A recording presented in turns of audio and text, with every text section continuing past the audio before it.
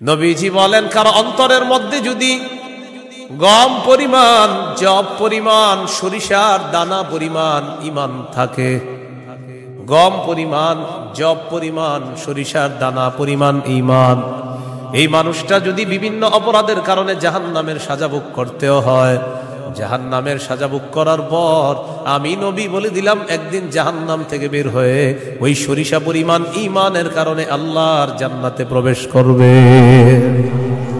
খাঁটি ইমান, বিশুদ্ধ ইমান, এটার মধ্যে কোনো ঝামেলা করা যাবে না। আল্লাহ কথাগুলা বুঝার তৌফিক দান করেন। দোকানের শাটারটা লাগাইতেছেন, অর্ধেক শাটার আপনি নিছেন, মুয়াজ্জিন মসজিদের মধ্যে বলে কদ কামাতিস সালাহ, কদ কামাতিস সালাহ, নামাজ দাঁড়ায় গেছে, নামাজ দাঁড়িয়ে গেছে। এই টাইমে কাস্টমার এসে কয় 10,000 টাকার সদায় লাগবে, টেনশনে পড়ে গেলেন, নামাজ 10,000, নামাজ 10,000, নামাজ 10,000, পুরাই টেনশনে আছে।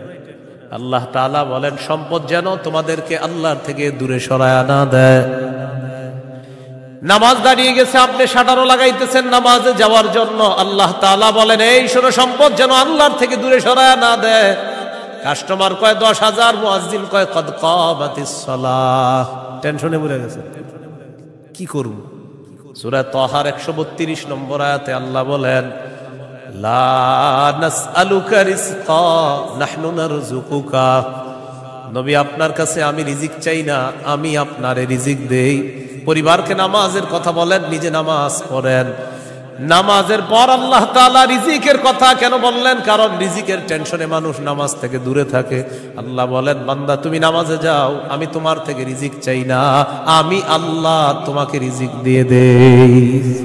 আল্লাহ তাআলা বলেন, ইন কানা আবাউকুম, যদি তোমাদের মা বাবা, ওয়া আবনাউকুম, যদি তোমাদের সন্তান, ওয়া ইখওয়ানুকুম, যদি তোমাদের ভাই বোন, ওয়া আজওয়াজুকুম, যদি তোমাদের বিবি, ওয়া আশিরাতুকুম, যদি তোমাদের পরিবার আত্মীয় স্বজন, ওয়া আমওয়ালুন ইখতারাফতুমুহা, যদি তোমাদের উপার্জিত সম্পদ, ওয়া তিজারাতুন তাখশাউনা কাসাদাহা, তোমাদের ব্যবসা, যেই ব্যবসায় লস হওয়ার টেনশনে থাকো, ওয়া মাসাকিনু তারদাউনাহা, যে বাসস্থান তোমরা অনেক ভালোবাসো, আহাব্বা ইলাইকুম মিনাল্লাহ ওয়া রাসূলিহি ওয়া জিহাদিন ফি সাবিলি, আল্লাহ তাআলা বলেন এই 8টা জিনিস যদি আল্লাহ এবং তার রাসূল চাইতে তোমাদের কাছে বেশি প্রিয় হয়, ফাতারাব্বাসু, অপেক্ষা করো, হাত্তা ইয়াতি আল্লাহু বিআমরি, আল্লাহ তাআলা গজব নিয়ে আসার অপেক্ষা করো। বলি নাউযুবিল্লাহ।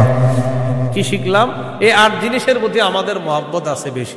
আল্লাহ বলেন এইগুলা যদি আল্লাহর চেয়ে বেশি মহব্বতের হয়, নবীর চেয়ে বেশি মহব্বতের হয়, চেয়ে বেশি মহব্বতের হয়, তাহলে গজবের অপেক্ষা থাকো। তাহলে কি শিখলাম? এই 8 জিনিসের চাইতে আল্লাহকে বেশি ভালোবাসা, রসুলকে বেশি ভালোবাসতে হবে। আল্লাহ তৌফিক দান করে। এখানে কয় জিনিসের ভালোবাসার কথা হলো? 8 জিনিসের ভালোবাসার কথা। এবার আমার সাথে বলেন, সাধারণত মৌলিকভাবে 2টা জিনিস আমাদেরকে আল্লাহর থেকে দূরে রাখে। 1 সম্পদ, 2 সন্তান। এই 2টা মৌলিকভাবে আমাদেরকে খালি আল্লাহর থেকে গাফেল করে দেয়। সূরা মুনাফিকুনের 9 নম্বর আয়াতে আল্লাহ বলেন, ইয়া আইয়ুহাল্লাযীনা আমানু লা তুলহিকুম আমওয়ালুকুম ওয়ালা আওলাদুকুম আন যিকরিল্লাহ। আল্লাহ তাআলা বলেন, হে ঈমানদারগণ, লা তুলহিকুম আমওয়ালুকুম ওয়ালা আওলাদুকুম, তোমাদের সম্পদ, তোমাদের সন্তান তোমাদেরকে যেন গাফেল করে না দেয়, আন যিকরিল্লাহ, আল্লাহর স্মরণ থেকে যেন গাফেল করে না দেয়। ইন্নাল্লাহু ওয়া রাসূলুহু আহাব্বা ইলাইহি মিম্মা সিওয়াহুমা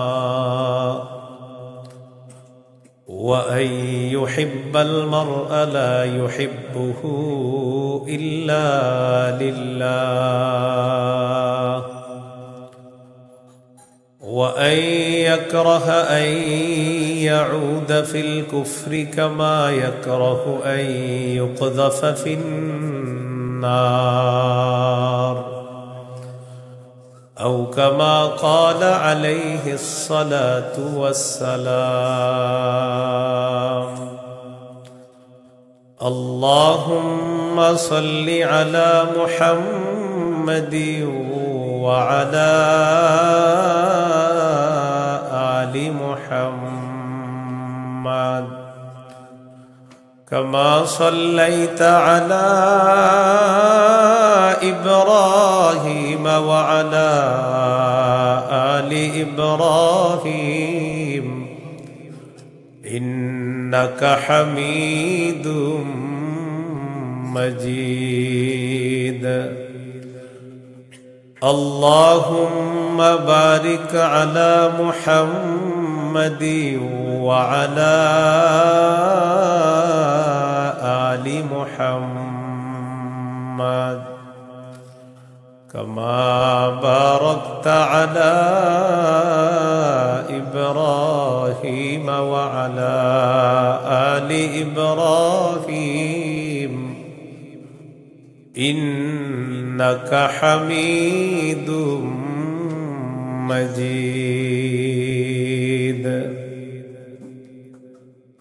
اللهم إني أعوذ بك من شر لساني ومن شر سمعي ومن شر بصري ومن شر مني ভাই বক্সের আওয়াজ কমান ভাই বক্সের আওয়াজ কমান জামিয়া মুহাম্মাদিয়া ইমদাদুল উলুম মাদ্রাসা গাজীপুর রওজাতুস সালিহাত মহিলা মাদ্রাসা গাজীপুরের উদ্যোগে হাফেজ ছাত্রদের পাগড়ি প্রদান উপলক্ষে ষষ্ঠ বার্ষিক ইসলামী মহাসম্মেলনের গুরুত্বপূর্ণ আলোচনা পেশ করবেন আল্লামা মুফতি মিজানুর রহমান সাঈদ, প্রতিষ্ঠাতা পরিচালক শায়েখ Zakaria Islamic research centre Dhaka, প্রধান পৃষ্ঠপোষক অত্র জামিয়া। আল্লামা মুফতি আজিম উদ্দিন দামাত বরকাতুহুমুল আলিয়া, শাইখুল হাদিস জামিয়া নুরিয়া কামরাঙ্গীরচর ঢাকা। গুরুত্বপূর্ণ আলোচনা করবেন মাওলানা হাফিজুর রহমান সিদ্দিক কুয়াকাটা, মোহতামিম জামিয়া তালিমিয়া মাদ্রাসা আদর্শনগর ঢাকা। মুফতি আব্দুল হালিম মুফাসসিরে কোরআন খুলনা, মুফতি উবাইদুল্লাহ বিন সাঈদ ইমাম ও খতিব 22 মাইল কেন্দ্রীয় জামে মসজিদ কোনাবাড়ি গাজীপুর। উপস্থিত হযরত উলামায়ে কেরাম, মুসলমান ভাইরা, আল্লাহ তাআলার দরবারে শুকরিয়া আদায় করছি। ভাই আওয়াজ বাড়ায়েন না, এক তো বক্সের আওয়াজ কমানোর পরে মাইক বাড়াইছেন, আবার বাড়ায়েন না, কমান, আওয়াজ কমান, পরে বাড়ায়েন, আমার সময় যত পারেন কমান, আরো কমায় দিবেন। হ্যাঁ, উপস্থিত হযরত, ঠিক আছে এবার, উপস্থিত হযরত উলামায়ে কেরাম, মুসলমান ভাইরা, আল্লাহ তাআলার দরবারে শুকরিয়া আদায় করছি। আল্লাহ আমাদেরকে এই মাহফিলে উপস্থিত হওয়ার তৌফিক দান করেছেন, বলি আলহামদুলিল্লাহ। আমি আপনাদের সামনে সূরাতুল বাকারার 256 নম্বর আয়াতে কারিমা থেকে কয়েকটি আয়াত তেলাওয়াত করলাম। 256 নম্বর আয়াতে আল্লাহ তাআলা দ্বীনের ব্যাপারে আমাদেরকে দিক নির্দেশনা দিয়েছেন। লা ইকরাহা ফিদ্দীন, দ্বীন গ্রহণ করার ক্ষেত্রে জোর করা যাবে না। কাউকে দ্বীন গ্রহণ করার ক্ষেত্রে, ইসলাম গ্রহণ করার ক্ষেত্রে জোর করা যাবে না। তবে ইসলামের দাওয়াত দেওয়া যাবে, ইসলামের সৌন্দর্যতা তাদের সামনে পেশ করা যাবে। সূরা আলী ইমরানের 19 নম্বর আয়াতে আল্লাহ বলেন, ইন্নাদ-দীনা ইনদাল্লাহিল ইসলাম, নিশ্চয়ই দ্বীন আল্লাহর কাছে ইসলাম।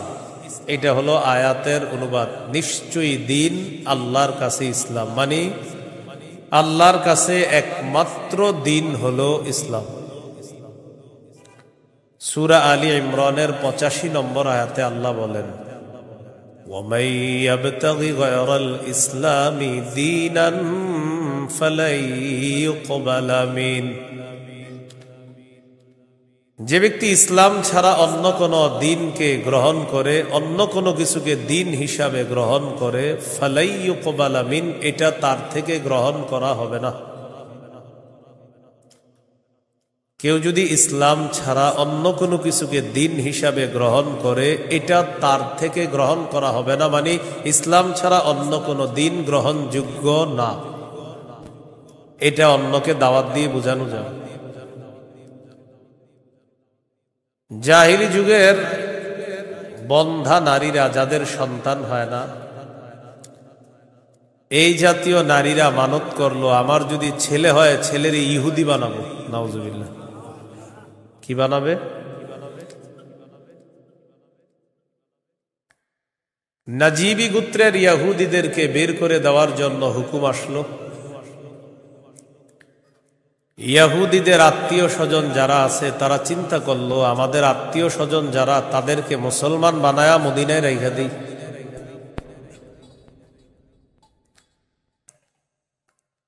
হুসাইন আল আনসার নামে নবীর একজন সাহাবী, তিনি রাসূল সাল্লাল্লাহু আলাইহি সাল্লামের কাছে গেলেন, গিয়ে বললেন, ইয়া রাসূলুল্লাহ, আমার দুজন পুত্র সন্তান খ্রিস্টান, আমি তাদেরকে যদি জোর করে মুসলমান বানিয়ে মদিনায় রেখে দিই। বাবা মুসলমান, সন্তান খ্রিস্টান। রাসূলুল্লাহ সাল্লাল্লাহু আলাইহি সাল্লামকে বললেন, আমি আমার দুই পুত্রকে যদি জোর করে মুসলমান বানিয়ে রেখে দেই,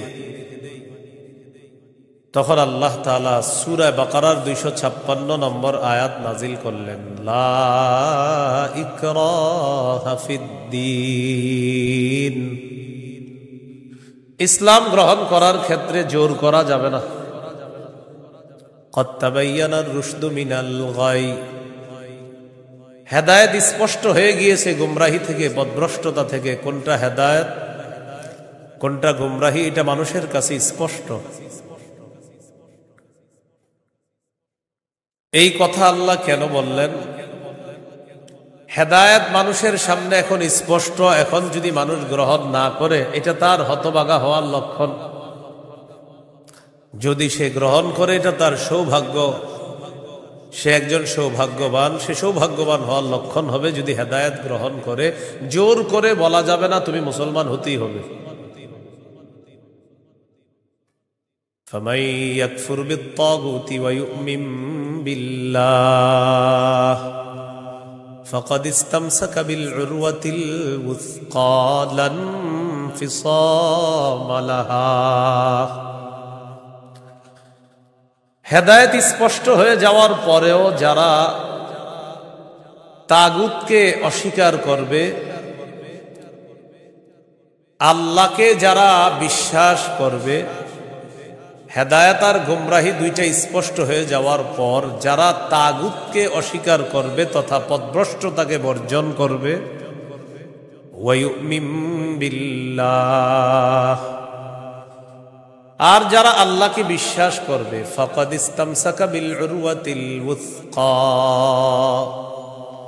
সে এমন এক মজবুত হাতলকে আঁকড়ে ধরলো, লা ইনফিসামা লাহা, যেই মজবুত হাতল কখনো ছুটে যাওয়ার সম্ভাবনা নাই। এমন এক মজবুত হাতল, যেই মজবুত হাতল তাকে জান্নাতে পৌঁছায় দিয়েছে। এটা হলো তাওহীদ। বলেন, এটা কি? তাওহীদ। তাগুত দ্বারা উদ্দেশ্য হলো যত সীমা লঙ্ঘনকারী আছে সবাই। আল্লাহ তাআলা বলেন, ফামান ইয়াকফুর বিত-তাগুতি ওয়া ইউমিন বিল্লাহ, যারা তাগুতকে অস্বীকার করবে আর আল্লাহকে বিশ্বাস করবে, ফাকাদ ইসতামসাকা বিল উরওয়াতিল ওয়াসকা লা ইনফিসামা লাহা, তারা এমন এক মজবুত হাতল আঁকড়ে ধরলো যেটা ছুটে যাওয়ার সম্ভাবনা নাই, বিচ্ছিন্ন হওয়ার সম্ভাবনা নাই। এই মজবুত হাতলের নাম হলো তাওহীদ, আল্লাহর একত্ববাদ স্বীকার করা। তাওহীদের মৌলিক 4টি শর্ত। প্রিয় ভাইরা, কয় শর্ত? 1 নম্বর, আল্লাহ ছাড়া কোনো ইলাহ নাই এই বিশ্বাস নিয়ে মৃত্যুবরণ করা। 2 নম্বর, আল্লাহ ছাড়া কোনো ইলাহ নাই এই কথা মুখে বলবো, পাশাপাশি এই কথায় সামান্যতম সন্দেহ করা যাবে না। 3 নম্বর, আল্লাহ ছাড়া কোনো ইলাহ নাই মুখে বলার পাশাপাশি অন্তরে বিশ্বাস করা। 4 নম্বর, সবচাইতে বেশি আল্লাহকে ভালোবাসা। এই হলো তাওহীদের 4 শর্ত। তাওহীদের কয় শর্ত? 1 নম্বর, আল্লাহ ছাড়া কোনো ইলাহ নাই এই বিশ্বাস নিয়ে মৃত্যুবরণ করা। 2 নম্বর, আল্লাহ ছাড়া কোনো ইলাহ নাই এই কথায় সন্দেহ করা যাবে না। 3 নম্বর, আল্লাহ ছাড়া কোনো ইলাহ নাই এটা মুখে বলা, অন্তরে বিশ্বাস করা। 4 নম্বর, আল্লাহকে সবচেয়ে বেশি ভালোবাসা। এই হলো তাওহীদের 4 শর্ত। বাইরের মাইকের আওয়াজ আবার বাড়াইছেন, ঠিক না? ওইটা কমান, ওইটাও কমান। আপনি পরে বাড়ান, আমার বয়ানটা একটু কমান না, সমস্যা নেই। বুঝে না কিছু, মানে আমার এটা আপনার জন্য ভালো। আরো বুঝে না, এর কথা হলো ফাটাইতে হবো, বুঝতে হবো আমার মাইক এরকম এরকম। আমি তো বলছি না খারাপ, আমি বলছি খারাপ, আমি তো ভালোই বলছি। আমি বয়ান করতে সামনে দাওয়াত দিয়ে না, এত মাইক লাগাইলে। কিন্তু বারবার মাহফিলে বলি, মাইক কম হবে ওই মাহফিলে দাওয়াত অটোমেটিক পাবেন, বেশি মাহফিল মাইক হবে আর দাওয়াত পাবেন না। সোজা হিসেবে আমার বয়ানে মাইক কম থাকতে হবে, এটা আমি আলাদা বিষয়। মাইক যত কম হবে, যদি আবেদন করেন যে হুজুর মাইক 2টা, তো দেখবেন আর দাওয়াত আগে দিব আপনাকে। মাইক বেশি লাগাবেন, আমার পাবেন না। সোজা হিসাব মাইক কমাইতে হবে আমার। আমার বয়ানে কারো যেন কোনো ক্ষতি না হয়, মাথায় রাখবেন। তাওহীদের 4টা শর্ত। 1 নম্বর, আল্লাহ ছাড়া কোনো ইলাহ নাই এই বিশ্বাস নিয়ে মৃত্যুবরণ করা। 2 নম্বর, আল্লাহ ছাড়া কোনো ইলাহ নাই এই কথায় সামান্য সন্দেহ করা যাবে না। 3 নম্বর, আল্লাহ ছাড়া কোনো ইলাহ নাই এটা মুখেও বলা, অন্তরে বিশ্বাস করা। 4 নম্বর, আল্লাহকে সবচেয়ে বেশি ভালোবাসা। 1 নম্বর শর্ত, আল্লাহ ছাড়া ইলাহ নাই এই বিশ্বাস নিয়ে মৃত্যুবরণ করা। সহিহ বুখারীর 26 নম্বর হাদিস। এই হাদিসের বর্ণনাকারী উসমান রাদিয়াল্লাহু তাআলা তিনি বলেন, عن عثمان رضي الله تعالى عنه قال قال رسول الله صلى الله عليه وسلم من مات وهو يعلم أنه لا إله إلا الله دخل الجنة। নবীজি বলেন, কেউ যদি এই বিশ্বাস নিয়ে মারা যায় আল্লাহ ছাড়া কোনো ইলাহ নাই, আমি নবী বলে দিলাম দাখালাল জান্নাহ, সে জান্নাতে প্রবেশ করবে। সহিহ বুখারীর বর্ণনা 1237 নম্বর হাদিস, 1237। জিবরিল আমিন নবীর কাছে আসছে, আসার পর বললেন, বাশির উম্মাতাকা আন্নাহু মান মাতা মিন উম্মাতিক লা ইউশরিকু বিল্লাহি শাইআ দাখালাল জান্নাহ। জিবরিল আমিন আসছে, আসার পর বলে, ইয়া রাসূলুল্লাহ, আপনার উম্মতের মধ্যে যারা শিরিক না করে মারা যাবে, আল্লাহ তাআলা আমাকে পাঠিয়েছে আপনাকে বলার জন্য, শিরিক করা ছাড়া যারা মারা যাবে আপনি ওই উম্মতকে জান্নাতে প্রবেশের সুসংবাদ জানায়া দেন।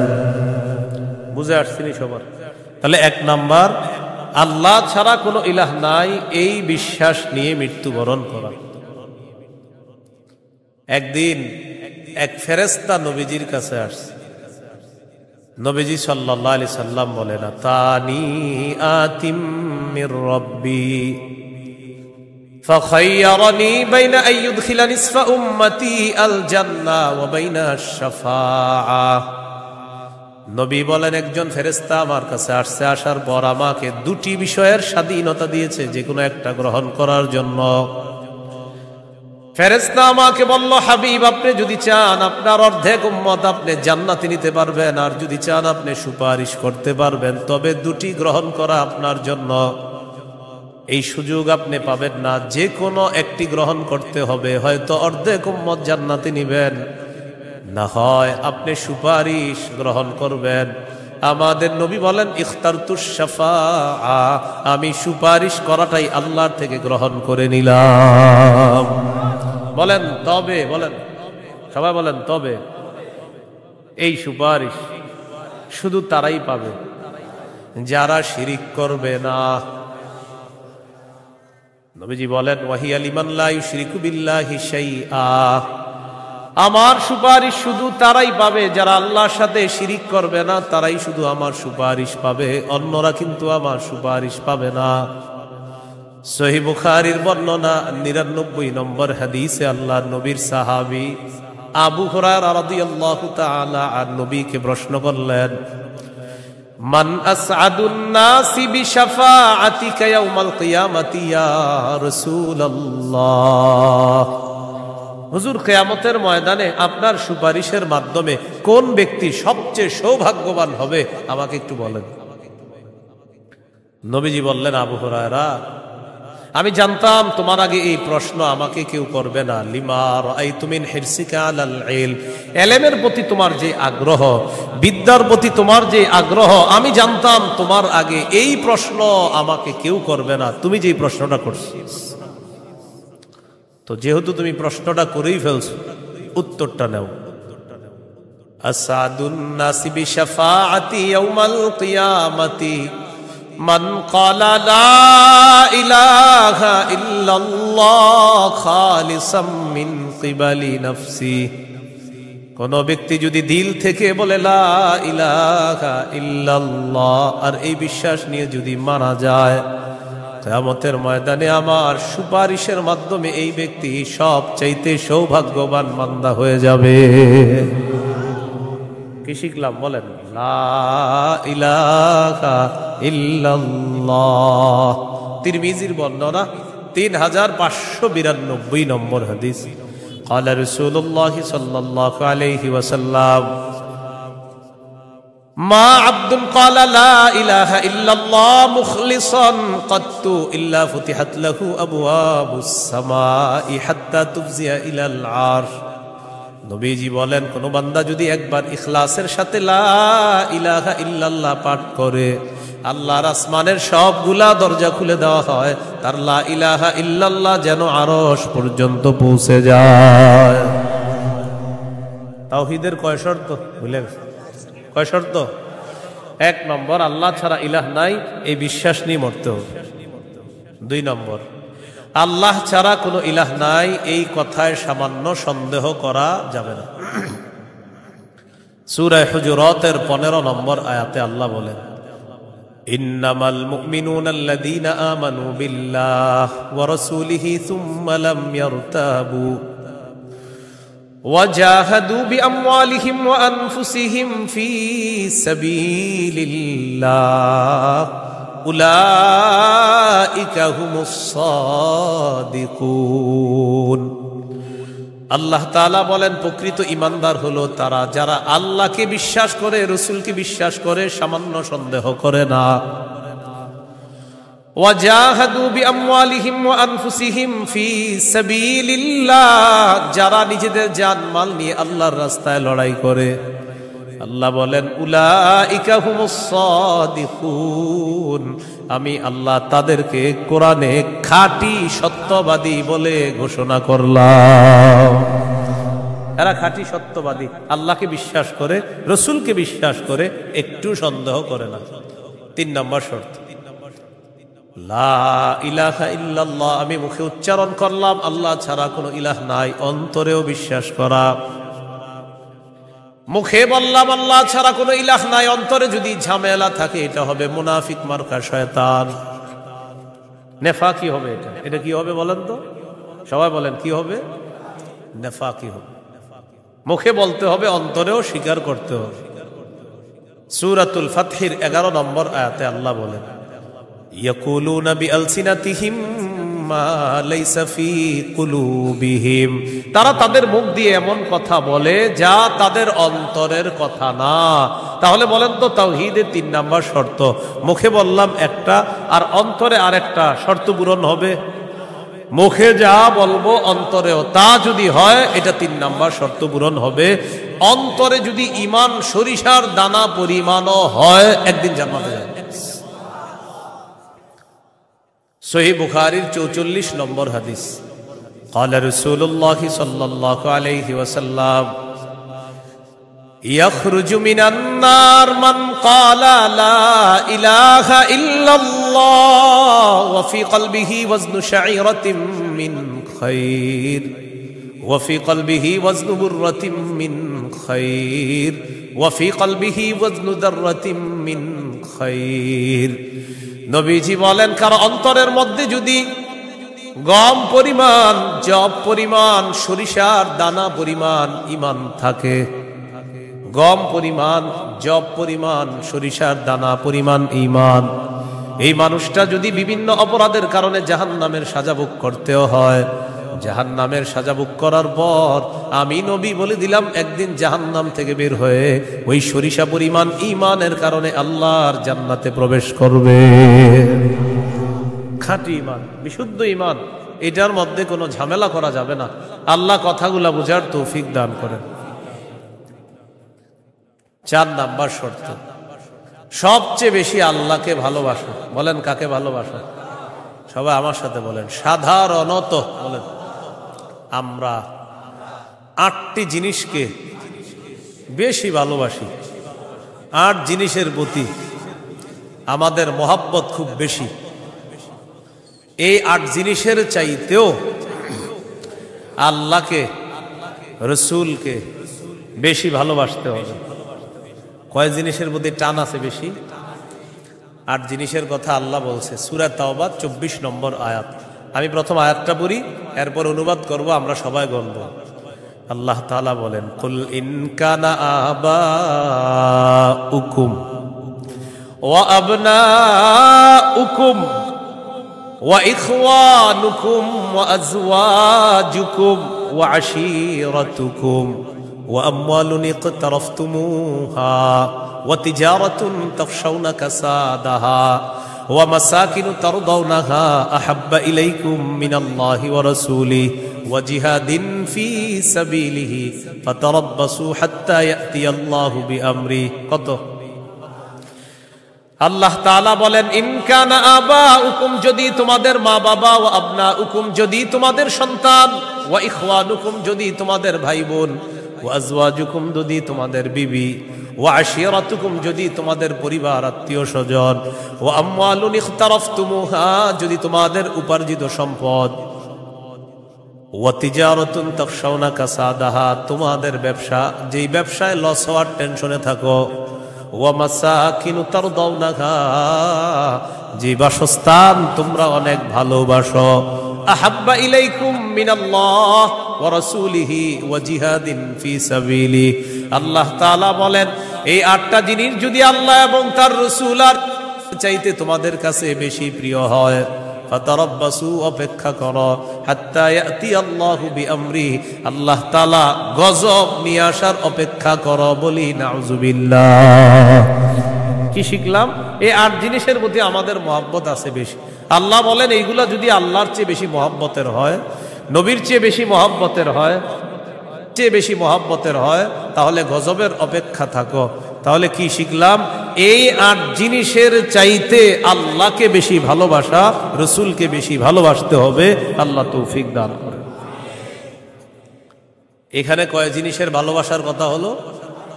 8 জিনিসের ভালোবাসার কথা। এবার আমার সাথে বলেন, সাধারণত মৌলিকভাবে 2টা জিনিস আমাদেরকে আল্লাহর থেকে দূরে রাখে। 1 সম্পদ, 2 সন্তান। এই 2টা মৌলিকভাবে আমাদেরকে খালি আল্লাহর থেকে গাফেল করে দেয়। সূরা মুনাফিকুনের 9 নম্বর আয়াতে আল্লাহ বলেন, ইয়া আইয়ুহাল্লাযীনা আমানু লা তুলহিকুম আমওয়ালুকুম ওয়ালা আওলাদুকুম আন যিকরিল্লাহ। আল্লাহ তাআলা বলেন, হে ঈমানদারগণ, লা তুলহিকুম আমওয়ালুকুম ওয়ালা আওলাদুকুম, তোমাদের সম্পদ, তোমাদের সন্তান তোমাদেরকে যেন গাফেল করে না দেয়, আন যিকরিল্লাহ, আল্লাহর স্মরণ থেকে যেন গাফেল করে না দেয়। দোকানের শাটারটা লাগাইতেছেন, অর্ধেক শাটার আপনি নিছেন, মুয়াজ্জিন মসজিদের মধ্যে বলে কদ কামাতিস সালাহ, কদ কামাতিস সালাহ, নামাজ দাঁড়ায় গেছে, নামাজ দাঁড়িয়ে গেছে। এই টাইমে কাস্টমার এসে কয় 10,000 টাকার সদায় লাগবে, টেনশনে পড়ে গেলেন, নামাজ 10,000, নামাজ 10,000, নামাজ 10,000, পুরাই টেনশনে আছে। আল্লাহ তাআলা বলেন সম্পদ যেন তোমাদেরকে আল্লাহর থেকে দূরে সরায় না দেয়। নামাজ দাঁড়িয়ে গেছে, আপনি শাটারও লাগাইতেছেন নামাজে যাওয়ার জন্য, আল্লাহ তাআলা বলেন এই শোনো সম্পদ যেন আল্লাহর থেকে দূরে সরায় না দেয়। কাস্টমার কয় 10,000, মুয়াজ্জিন কয় কদ কামাতিস সালাহ, টেনশনে পড়ে গেছে, কি করব? সূরা তাহার 132 নম্বর আয়াতে আল্লাহ বলেন লা নাসআলুকা রিজকা নাহনু নারযুকুকা, নবী আপনার কাছে আমি রিজিক চাই না, আমি আপনারে রিজিক দেই। পরিবারকে নামাজের কথা বলেন, নিজে নামাজ পড়েন। নামাজের পর আল্লাহ তাআলা রিজিকের কথা কেন বললেন? কারণ রিজিকের টেনশনে মানুষ নামাজ থেকে দূরে থাকে। আল্লাহ বলেন বান্দা তুমি নামাজে যাও, আমি তোমার থেকে রিজিক চাই না, আমি আল্লাহ তোমাকে রিজিক দিয়ে দেই। সম্পদ আল্লাহর থেকে দূরে রাখে। আর হলো সন্তান, সারাদিন কান্নাকাটি করে না, যেই জোহর নামাজে রওনা করবেন ওই টাইমে কয় আমি চিপস খাবো, সারাদিন কানবে না। যখন নামাজে যাবেন তখন এর দুনিয়ার যত কিছু আছে সব খাইতে মন চায়, ইবলিস এসে খোঁচায় কয়টা কয়টা কয়টা। আপনি তখন বুদ্ধি করে কি করবেন, ওইটারে প্যাম্পাস পরায়া মসজিদের এক কোনায় নিয়ে বসায় তুমি বসে থাকেন, বসে থাকেন, বুঝেন নাই? আর ইবলিস রে বলবেন ইবলিস তুমি যেই ঝামেলাটা আমার সাথে ডেলি নামাজের সময় করো, এই ঝামেলা করে কাজ হবে না, কারণ নামাজের সময় তুই যতবার আমার সন্তানরে খোঁচাবি ওরে ততবার কাঁধে করে মসজিদে নিয়ে যাবো। প্যাম্পাস পরায় ওটারও নিয়ে যাবেন মসজিদে, নিয়ে পাশে বসায় রাখবেন। ইবলিস বুঝা ফেলবে না এই রে খোঁচায় লাভ না, এরে খোঁচাইলে এই সন্তানও নামাজি বানায় ফেলবে। সুবহানাল্লাহ। সম্পদ সন্তান আল্লাহর থেকে আমাদেরকে দূরে রাখে। প্রিয় ভাইয়েরা, এই দুই জিনিস যেন আমাদের মধ্যে এত মহব্বত গালেব না হয় যে এই দুই জিনিস এত পরিমাণ মহব্বত করতে গেলাম, আল্লাহকে ভুলে গেলাম, রসুলকে ভুলে গেলাম, আখিরাত ভুলে গেলাম। এমনটা ভালোবাসি, সন্তান ভালোবাসি, মা ভালোবাসি, বাবা ভালোবাসি ঠিক, কিন্তু এর চেয়ে বেশি ভালোবাসি আল্লাহ।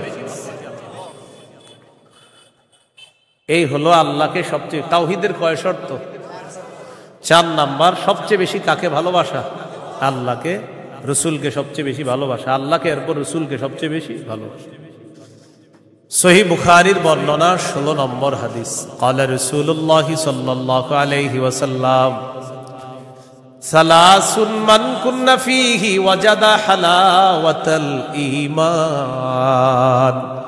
নবীজি বলেন 3টা বৈশিষ্ট্য যদি কারো মধ্যে থাকে সে অন্তরের মধ্যে ঈমানের স্বাদ আস্বাদন করতে পারবে। 1 নাম্বার, ইয়াকুন আল্লাহু ওয়া রাসূলুহু আহাব্বা ইলাইহি মিম্মা সিওয়াহুমা, আল্লাহ আল্লাহ রসুল ছাড়া যত কিছু আছে সবকিছুর চাইতে আল্লাহ আর তার নবীকে বেশি ভালোবাসা।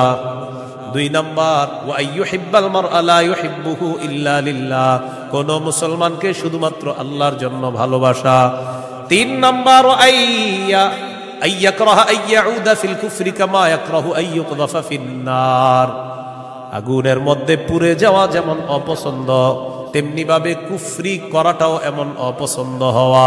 কোটি কোটি টাকা আপনার সামনে রাখা হলো আর বলা হলো আগুনে পুড়ে মারা যাও, আপনি তখন জবাব দিবেন আপনার কি মাথা খারাপ? আগুনে পুড়ে যদি আমি মারা যাই তুই কোটি টাকা দিয়ে আমি করব কি? এবার আপনাকে বলা হলো কোটি কোটি টাকা দেওয়া হবে, তুমি কুফরি করো, আপনি জবাব দিবেন কোটি টাকার বিনিময়ে যেমন দুনিয়ার আগুনে পুড়তে চাই না, তেমনি ভাবে কোটি টাকার বিনিময়ে কুফরি করে জাহান্নামের আগুনেও পুড়তে চাই না। নবীজি বলেন কারো মধ্যে যদি এমন অনুভূতি থাকে আগুনে পুড়ে যাওয়া তার অপছন্দ, তেমনি ভাবে কুফরি করাটাও তার কাছে অপছন্দের, আল্লাহ তাআলা তার অন্তরের মধ্যে ঈমানের স্বাদ তৈরি করে দিবেন, ঈমানের স্বাদ দিবেন। তো এই 3টার মধ্যে একটা হলো আল্লাহকে বেশি ভালোবাসা। বলেন তো তাওহীদের কয় শর্ত? এক নম্বর, আল্লাহ ছাড়া কোনো ইলাহ নাই এই বিশ্বাস নিয়ে মৃত্যুবরণ করা। 2 নম্বর, আল্লাহ ছাড়া কোনো ইলাহ নাই এটার মধ্যে একটুও সন্দেহ করা যাবে না। 3 নম্বর, আল্লাহ ছাড়া কোনো ইলাহ নাই এটা মুখে বলা, অন্তরে স্বীকার করা, বিশ্বাস করা। 4 নম্বর, আল্লাহকে সবচেয়ে বেশি ভালোবাসা। এই 4 শর্ত পূরণ করে আমরা যেন কবরে যেতে পারি, আল্লাহ তাআলা তৌফিক দান করেন। এরপরে আল্লাহ বলেন ওয়াল্লাহু সামিউন আলিম, আল্লাহ সর্বশ্রোতা সর্বজ্ঞানী। এটা হলো সূরা বাকারার 256 নম্বর আয়াত। এখন আপনাদেরকে 56 নম্বর আয়াত থেকে জিজ্ঞাসা করতে চাই, একটা হলো তাগুতের দল আর একটা হলো আল্লাহর দল। দুনিয়াতে মৌলিকভাবে মানুষের দল 2টা, একটা হলো হিজবুল্লাহ আল্লাহর দল, আর একটা হিজবুশ শয়তান শয়তানের দল। এই 2 দল মৌলিকভাবে মানুষের মধ্যে সূরা মুজাদালায় 2 দলের কথা আছে। তো এই 2 দলের মধ্যে আমরা কার দলে থাকবো? আল্লাহর দলে না শয়তানের দলে? আল্লাহর দলে আমরা যারা থাকবো, আল্লাহ আমাদের অভিভাবক হয়ে যাবে।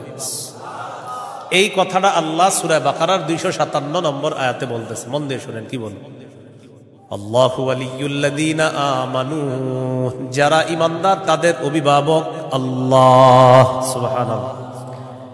আপনারা মাঝে মাঝে এমনি দোয়া করতে পারেন না, আল্লাহ আপনি আমার অভিভাবক, আল্লাহ আপনি অভিভাবক। আল্লাহ সূরা বাকারা 257 নম্বর আয়াতে বলছেন আপনি আমার অভিভাবক। আল্লাহ আমি তো সমস্যায় আছি, আমারে সমাধান করে দাও।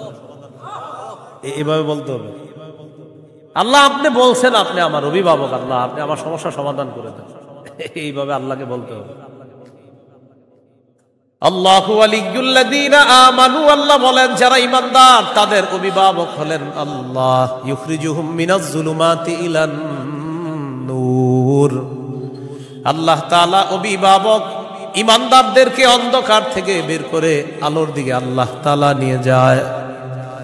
ওয়াল্লাযীনা কাফারু আউলিয়াউহুমুত তাগুত, আর যারা কাফের তাদের অভিভাবক হলো শয়তান।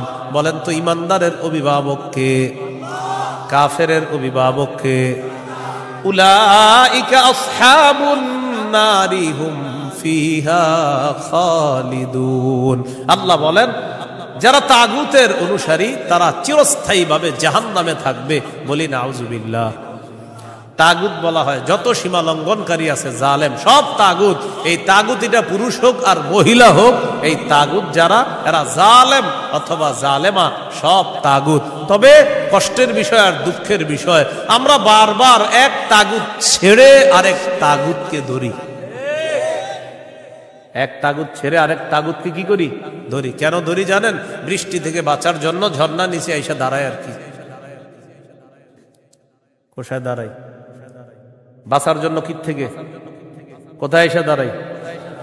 এক তাগুতকে ছেড়ে আরেক তাগুত ধরা, মানে বৃষ্টি থেকে বাঁচার জন্য ঝর্ণার নিচে এসে দাঁড়ায়। ভাই কিছু ঘটনা লাগে, ঝর্ণার নিচে কেন? আর বললেন না বাইরে বৃষ্টি, এনে কি? এই জন্য মনে রাখবেন, শত্রু এটা কখনো বন্ধু হবে না। এরে আপনি যতই মনে করেন বন্ধু, এই শত্রু সব সময় শত্রু। সূরা মাঈদার 51 নম্বর আয়াতে আল্লাহ বলে দিয়েছেন। এবার আল্লাহ তাআলা কি বলে দেখেন, সূরা বাকারার 257 নম্বর আয়াতগুলো, 258 নম্বর আয়াতে আল্লাহ তাআলা এবার আমাদের আকীদা বিশুদ্ধ করবে। কি বিশুদ্ধ করবে বলেন তো? দুনিয়াতে আমাদের অভিভাবক কে? বেঁচে আছি কে বাঁচিয়ে রাখছেন? মৃত্যু দিবেন কে? মৃত্যুর পর জীবিত করবেন কে? এই আকীদাটা এখন আল্লাহ তাআলা সংশোধন করবে যে শোনো, আমি তোমাদেরকে বাঁচিয়ে রাখছি, মৃত্যুর পর আমি জিন্দা করব, কিন্তু এখানে কোনো সন্দেহ করবা না। এই আকীদা 258, 259, 260 এই 3 আয়াতের মধ্যে আল্লাহ আমাদেরকে আকীদা দিয়ে দিবেন। দুনিয়াতে যেমন তোমাদেরকে রাখছি আমি, আখিরাতেও তোমাদেরকে আবার পুনরুত্থান করব, এই ক্ষমতাও আমি আল্লাহর। সূরা বাকারা 258, 259, 260 দেখেন কি বলে।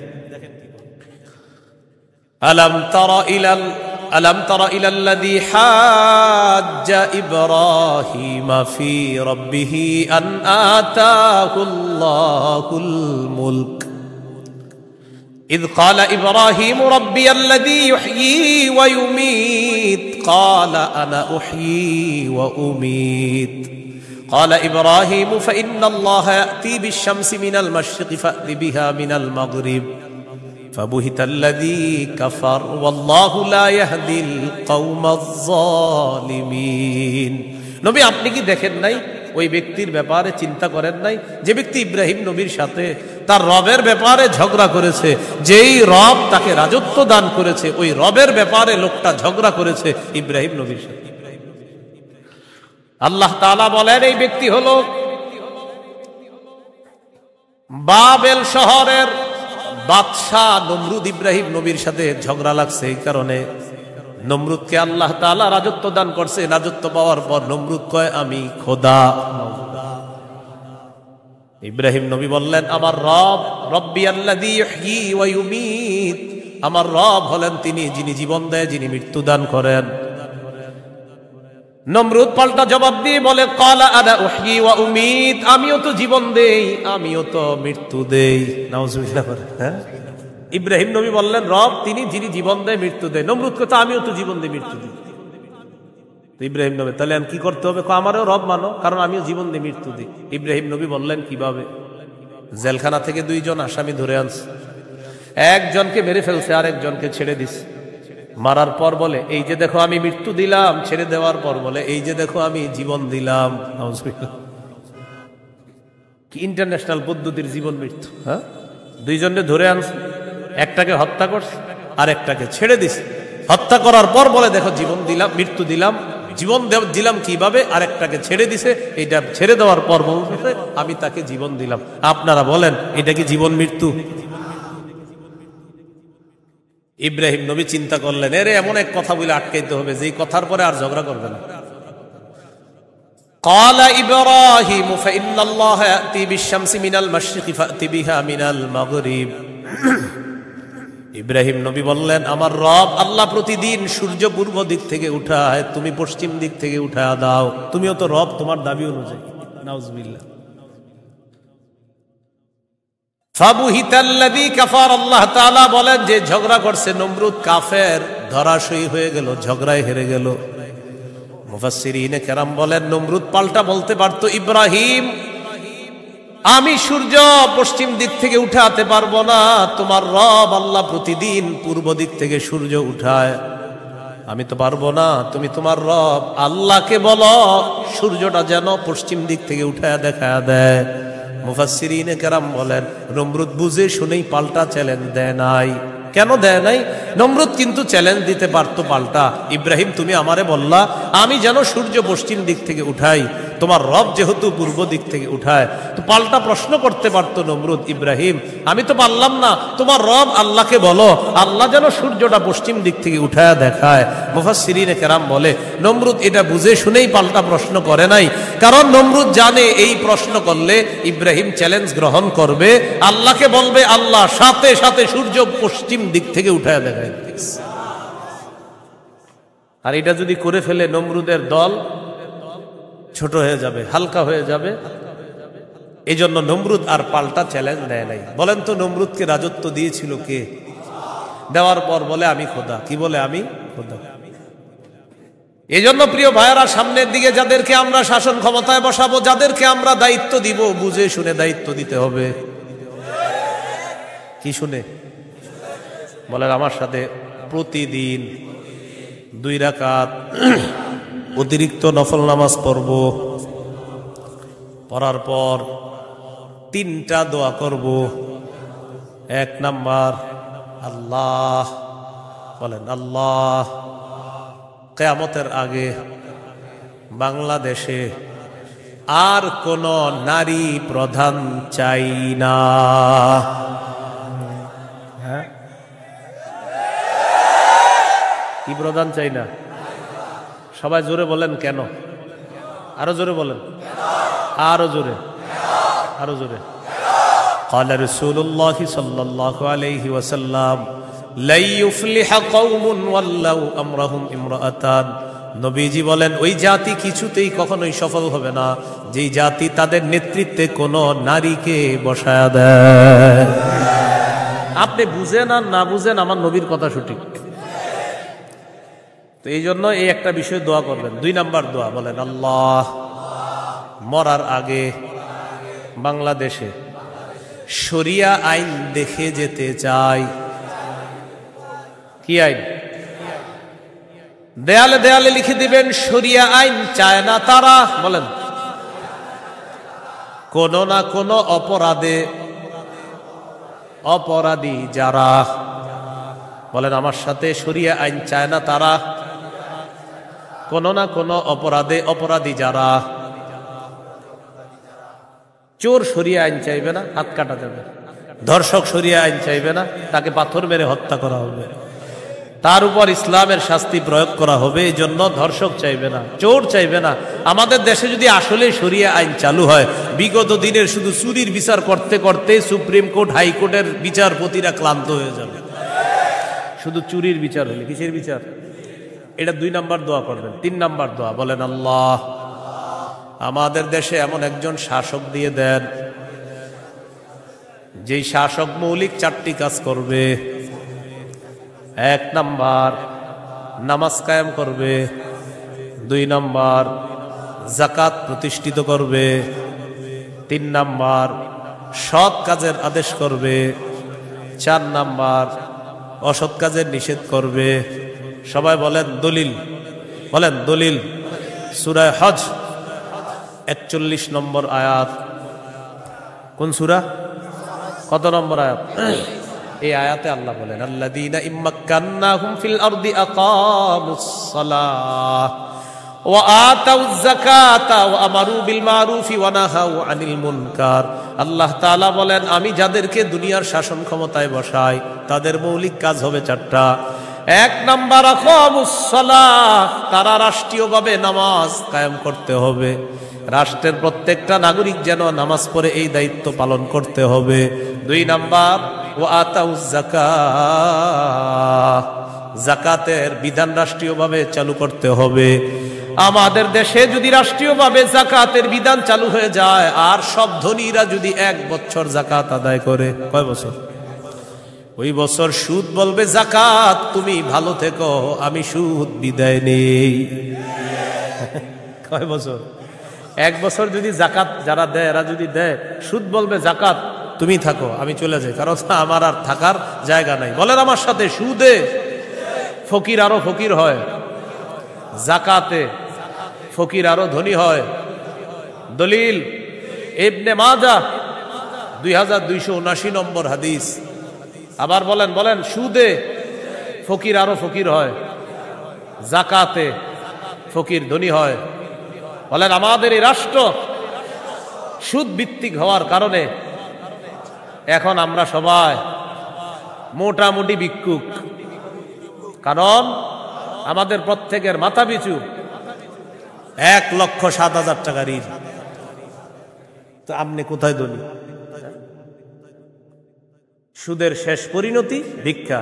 এটা আপনার যদি বুঝে না আসে, কিছু করার নাই। আমার নবীর কথা যেটা বলবে নবী, আজ হোক কাল হোক, সেটা ফলবেই, কোনো সন্দেহ নেই। তো আমরা দাবি করি 90% মুসলমান, এখানে অর্থ ব্যবস্থা সুদ ভিত্তিক। এজন্য আমরা স্লোগান পাল্টাবো, বলেন দারিদ্র বিমোচনে সুদ নয় যাকাত। বলেন তো দারিদ্র বিমোচনে কি? দারিদ্র বিমোচনে সুদ নয় যাকাত। এগুলা দেয়ালে লিখে দিবেন যে দারিদ্র বিমোচনে সুদ নয় যাকাত। লিখে দিবেন দারিদ্র বিমোচনে সুদ নয় যাকাত। লিখবেন সুদে ফকির আরো ফকির হয়, যাকাতে ফকির আরো ধনী হয়। নমরুদকে রাজত্ব দিছে আল্লাহ তাআলা, সে এখন বলে আমি খোদা। বলেন নাউজুবিল্লাহ। বলেন জীবন মৃত্যু কে দেয়? এটা হলো সূরা বাকারা 258 নম্বর আয়াত। 259 নম্বর আয়াতটা শোনার আগে আগে বুঝেন। এক ব্যক্তি এক এলাকার সামনে দিয়ে যাইতেছে, যাওয়ার সময় দেখে কি এলাকার সবগুলা ঘর বাড়ি ছাদের উপরে পড়ে রয়েছে, নিচে ছাদ, উপরে ঘর বাড়ি। আপনাদের এলাকার ছাদ কি নিচে থাকে না বাড়ির উপরে থাকে? কয়েকজন কইছে, মানে অন্যদের ঘর বাড়ির ছাদ নিচে থাকে। ঘর বাড়ির ছাদ কই থাকে?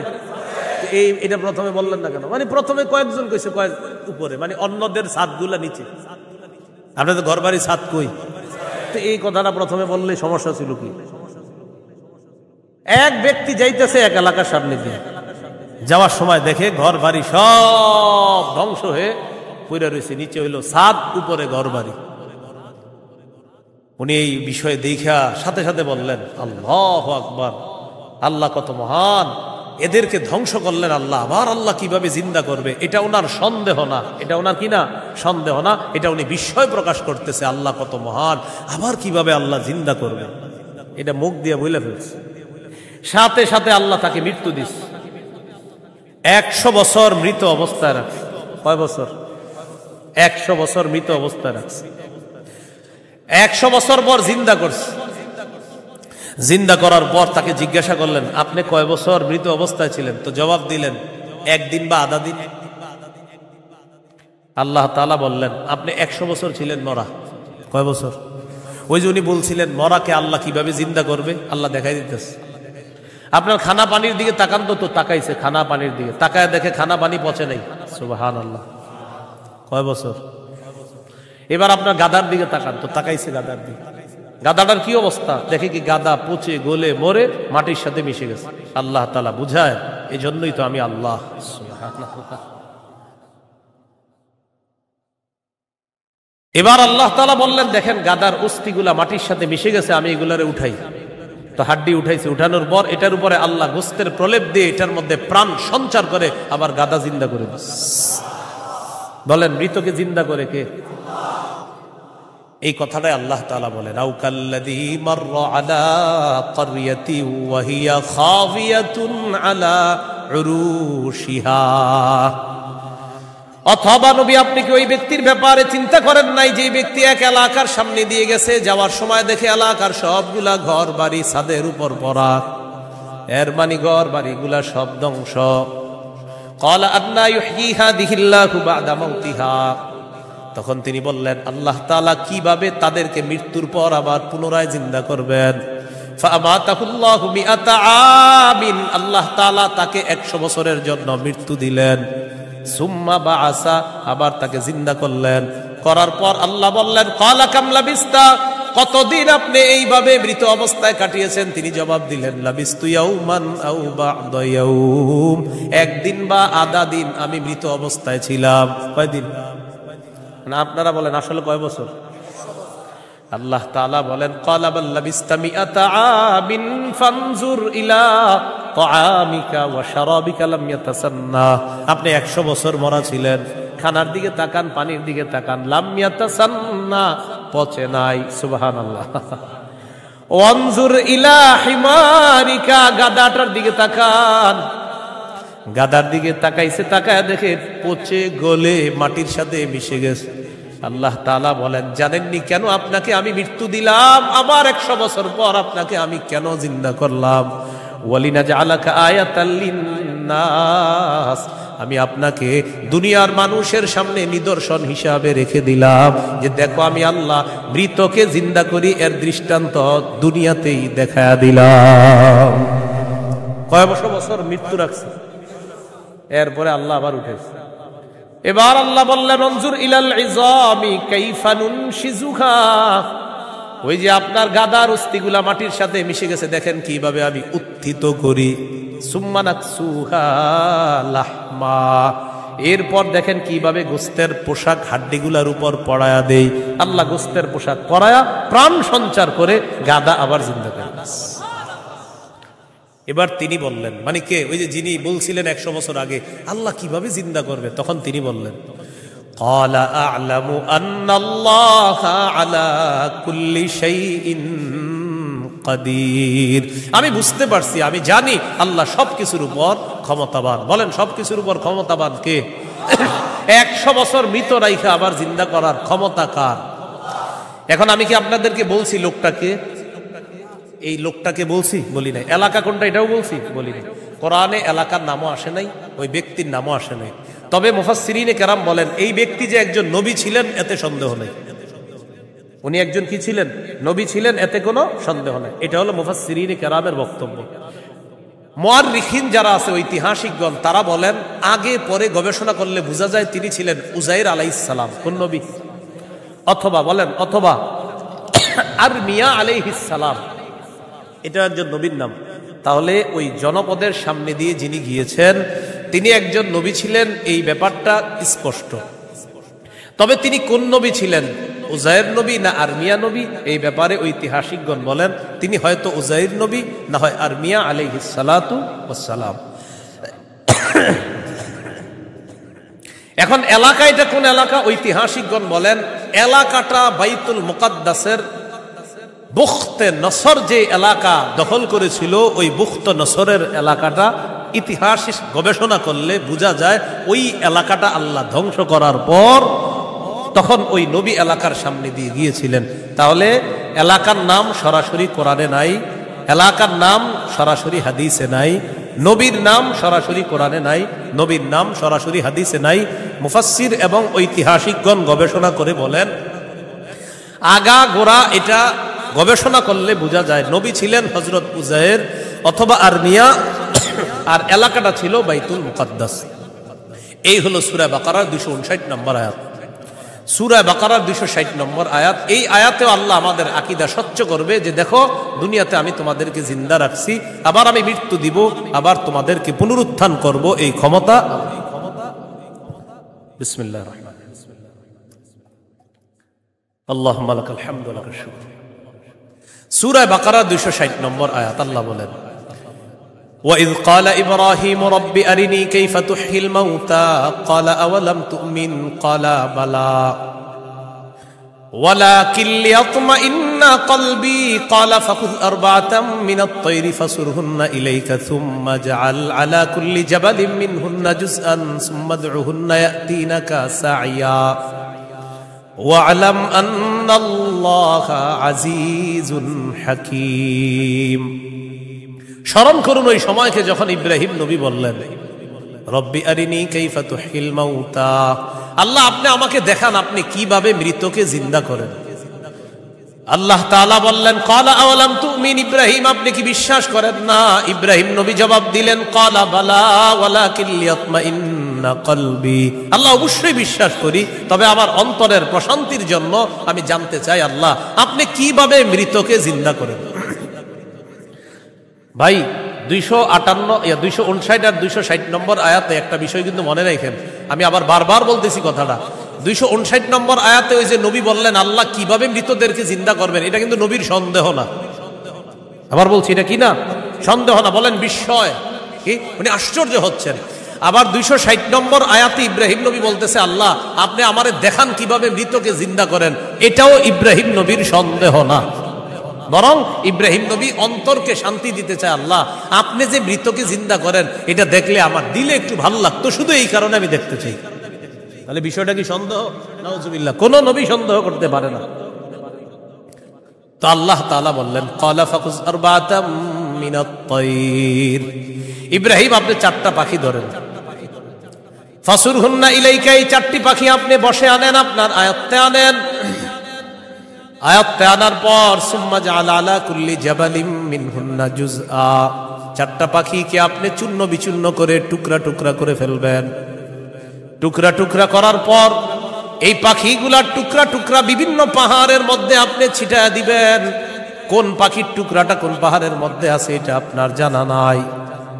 এবার আপনি তাদের নাম ধরে আপনি ডাকবেন। আল্লাহ তাআলা বলেন আমার হুকুমে যেই যেই পাখির টুকরাগুলা যেই পাহাড়ের মধ্যে আছে ওই টুকরাগুলা আমি আল্লাহ প্রত্যেক পাহাড় থেকে আলাদা আলাদা করে একত্রিত করে অবিকল ওই পাখির মধ্যে প্রাণ সঞ্চার করে দিব। পাখি আপনার সামনে উঠতে উঠতে উপস্থিত হয়ে যাবে। তো আল্লাহ বলেন ফাসুরহুন্না ইলাইকা, এটা আপনি বসে আনেন, আয়াতটা আনেন। সুম্মা জাআল আলা কুল্লি জাবালিম মিনহুন্না জুজআ, এগুলারে টুকরা টুকরা করে আপনি পুরা সব একসাথে করে ফেলবেন। এখন বলেন তো 4 পাখি একসাথে টুকরা টুকরা করলে কোন পাখির টুকরা কোথায় আছে এটা কি বলা যাবে? ইব্রাহিম নবীকে বললেন আলাদা আলাদা পাহাড়ের মধ্যে রেখে দেন। রাখার পর এবার আপনি ডাক দিবেন। ডাক দেওয়ার পর দেখবেন ওই আলাদা টুকরাগুলা একত্রিত হয়ে যেই যেই পাখির টুকরা আমি আল্লাহর হুকুমে ওই পাখির শরীরে যাবে, আমি প্রাণ সঞ্চার করে দিব, পাখি আপনার সামনে উঠতে উঠতে উপস্থিত হয়ে যাবে।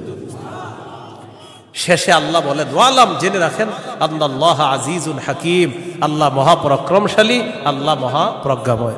3টি বিষয়। 1 নাম্বার বলেন আল্লাহর কাছে মনোনীত ধর্মের নাম কি? ইসলাম। ইসলামের দাওয়াত অন্যের সামনে দেওয়া যাবে কিনা? যাবে। ইসলাম গ্রহণে কাউকে কি জোর করা যাবে?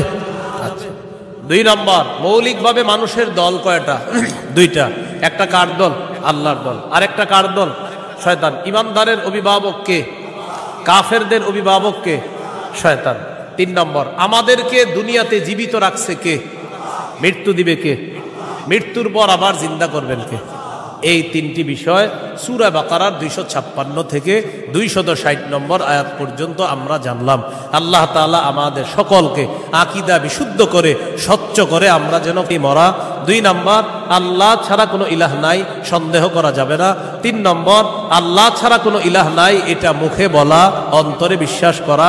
4 নম্বর, আল্লাহ ছাড়া কোনো ইলাহ নাই, এই কথা তখন প্রমাণ হবে যদি আমি সবচেয়ে বেশি আল্লাহকে ভালোবাসি।